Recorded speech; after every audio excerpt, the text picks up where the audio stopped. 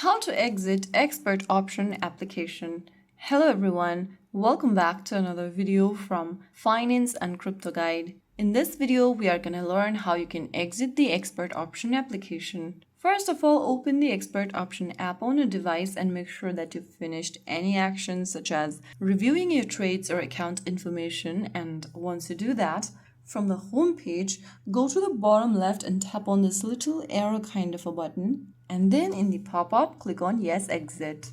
Soon after you do that, you will be able to exit your ExpertOption application. This will also sign you out of your account. If you want to sign back in again, you need to enter the login credentials for your account.